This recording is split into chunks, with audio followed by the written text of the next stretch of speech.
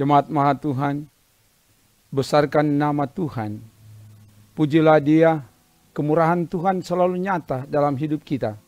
Dia selalu menuntun dan memberkati dengan firman-Nya. Kini, firman akan disampaikan dari Yakobus pasal 4 ayat 1-10. Sebelum membaca dan merenungkan firman ini, mari berdoa. Ya Bapa, terangilah hati pikiran hidup kami dengan terang firman-Mu, supaya kami tidak berjalan di kegelapan dunia ini, tapi kami berjalan di terang Tuhan. Sebab firman-Mu adalah pelita suluh abadi di jalan hidup ini. Karena itu kami akan baca renungkan firman, biar Engkau yang singkapkan kebenaran firman. Dan kami punya ketaatan untuk melakukan firman-Mu di hidup ini. Ke dalam kuasa-Mu hamba serahkan, dalam nama Tuhan Yesus, firman yang menghidupkan kami. Haleluya. Amin. Firman Tuhan dari kitab Yakobus pasal 4 ayat 1-10 begini dikatakan. Dari manakah datangnya sengketa dan pertengkaran di antara kamu? Bukankah datangnya dari hawa nafsumu yang saling berjuang di dalam tubuhmu? Kamu mengingini sesuatu tetapi kamu tidak memperolehnya, lalu kamu membunuh. Kamu iri hati tetapi kamu tidak mencapai tujuanmu. Lalu kamu bertengkar dan kamu berkelahi. Kamu tidak memperoleh apa-apa karena kamu tidak berdoa. Atau kamu berdoa juga tetapi kamu tidak menerima apa-apa karena kamu salah berdoa. Sebab yang kamu minta itu hendak kamu habiskan untuk memuaskan hawa nafsumu. Hai kamu orang-orang yang tidak setia. Tidakkah kamu tahu bahwa persahabatan dengan dunia adalah permusuhan dengan Allah? Jadi barang siapa hendak menjadi sahabat dunia ini, ia menjadikan dirinya musuh Allah. Janganlah kamu menyangka bahwa kitab suci tanpa alasan berkata, roh yang ditempatkan Allah di dalam diri kita, diingininya dengan cemburu. Tetapi kasih karunia yang dianugerahkannya kepada kita lebih besar daripada itu. Karena itu ia katakan, Allah menentang orang yang congkak, tetapi mengasihani orang yang rendah hati. Karena itu, tunduklah kepada Allah dan lawanlah iblis, maka ia akan lari daripadamu. Mendekatlah kepada Allah dan ia akan mendekat kepadamu. Tahirkanlah tanganmu, hai kamu orang-orang berdosa, dan sucikanlah hatimu, hai kamu yang mendua hati. Sadarilah kemalanganmu, berduka cita dan merataplah. Hendaklah tertawamu kamu ganti dengan ratap dan sukacitamu dengan duka cita. Rendahkanlah dirimu di hadapan Tuhan dan ia akan meninggikan kamu. Demikian firman Tuhan. Jemaat Maha Tuhan, kitab Yakobus ditujukan kepada ke-12 suku yang berada di perantauan. Yakobus 1 ayat 1. Hal ini menunjuk kepada orang Kristen yang meyakini sebagai ahli waris tradisi Yahudi. Orang Kristen harus membuktikan kualitas iman dalam tindakan nyata. Sebab iman tanpa perbuatan pada kekatnya adalah mati. Demikian dikatakan di Yakobus 2 ayat 17. Dalam Yakobus 4 ayat 1-10 disoroti tentang perilaku hidup orang Kristen yang tidak sesuai dengan iman. Yang tidak membuktikan iman dalam tindakan nyata. Mereka seharusnya saling mengasihi, hidup rukun dan damai. Tapi ternyata mereka bertengkar dan berkelahi. Karena itu dipertanyakan, dari manakah datangnya sengketa dan pertengkaran di antara kamu? Ternyata sengketa dan pertengkaran terjadi karena hawa nafsu.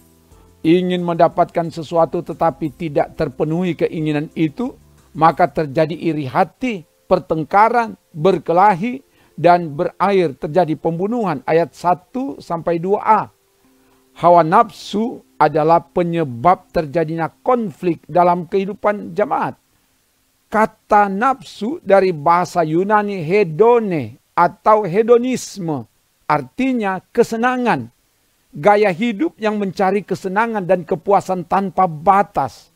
Jadi, pertengkaran dalam jemaat disebabkan oleh hawa nafsu, disebabkan oleh hedone atau hedonisme. Manakala tujuan utama hanya untuk mencari kesenangan, mencari kepuasan diri, bukan mencari dan mengenal Tuhan lebih dalam, maka yang didapat bukan kesenangan, tetapi pertengkaran, perkelahian, kehancuran dalam jemaat. Umat tidak memperoleh apa-apa karena mereka tidak berdoa. Kalau berdoa mereka salah berdoa.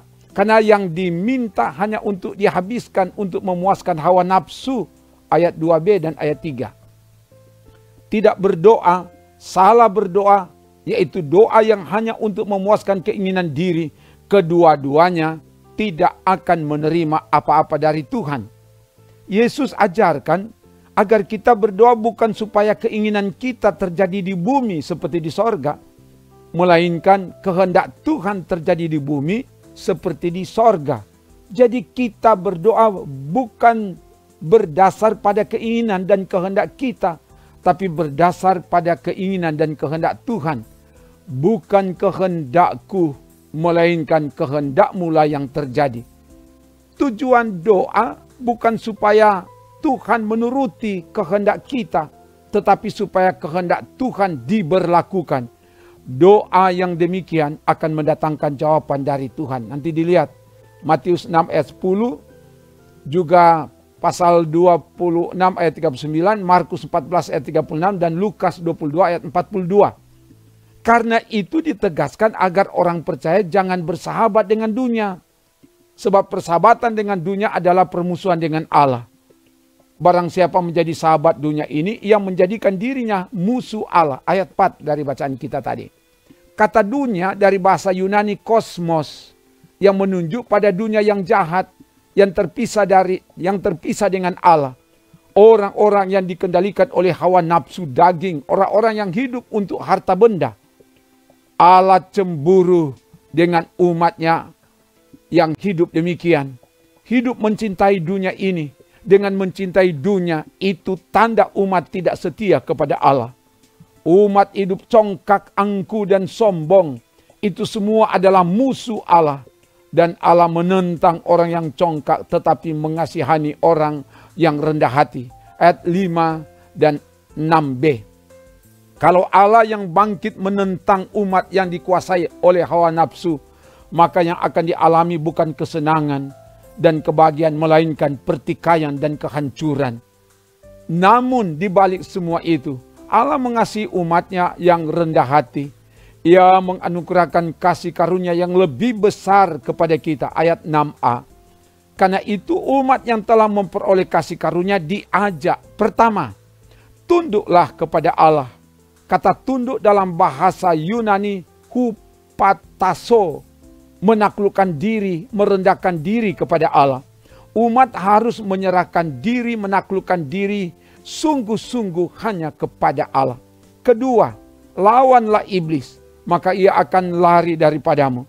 Oleh kasih karunia Allah kita harus berusaha untuk melawan iblis. Tidak masa bodoh, tidak membiarkan diri jatuh dalam godaan, tapi oleh kekuatan Tuhan, dengan perlengkapan senjata rohani, kita melawan iblis. Senjata rohani itu ikat pinggang kebenaran, baju sirah keadilan, kasut kerelaan memberitakan Injil, perisai iman, ketopong keselamatan, pedang roh, firman Allah, doa yang terus menerus, maka iblis akan lari. Efesus 6 ayat 14-18. Ketiga, umat harus mendekatkan diri kepada Allah. Ayat 8a.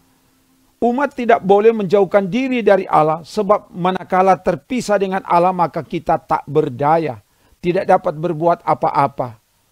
Yohanes 15 ayat 5. Manakala dekat dengan Allah, maka Allah akan mendekat kepada kita, maka kita memperoleh ketenangan. Hanya dekat Allah saja aku tenang. Mazmur 62 ayat 2. Keempat, umat harus mentahirkan diri dari dosa, bersihkan tangan dan hati dari dosa. Umat harus sadar, jangan terbuai dalam dosa.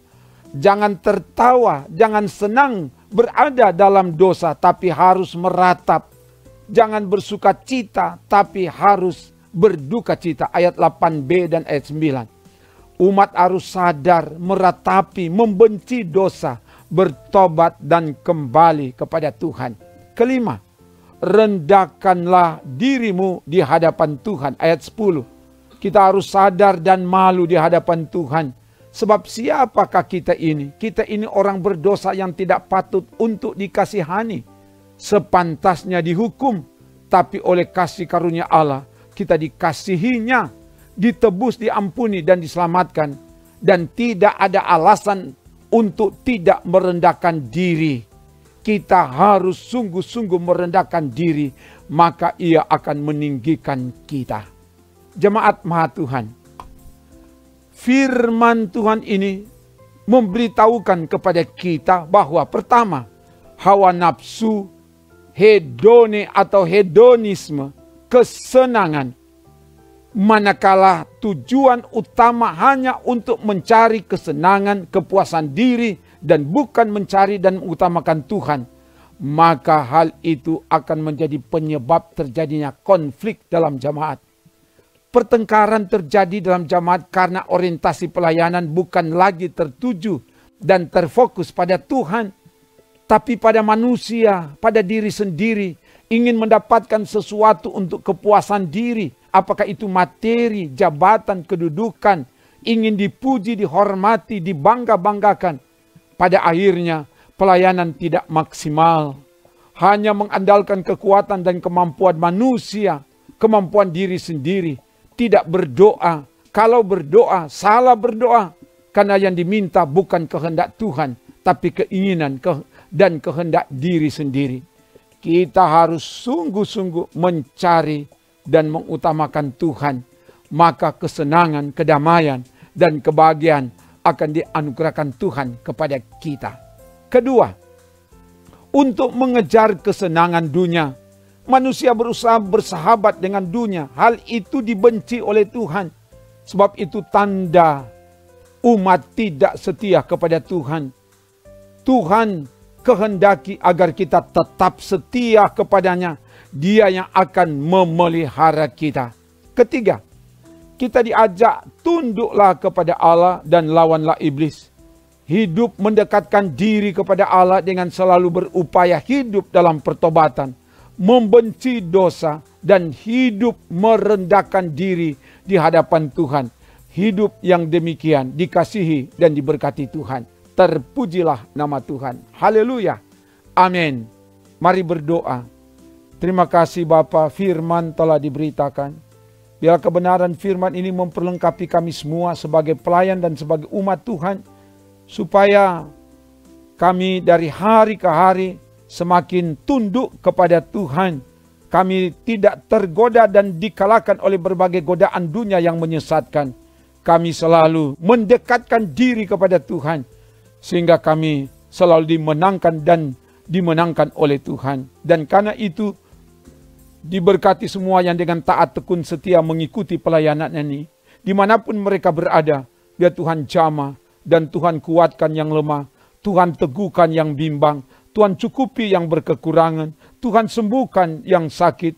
Dan Tuhan beri semangat baru ketika kami berjuang untuk studi dan mencari lapangan pekerjaan. Sehingga kami berhasil dari dan di dalam pertolongan Tuhan. Terpuji namamu Bapa.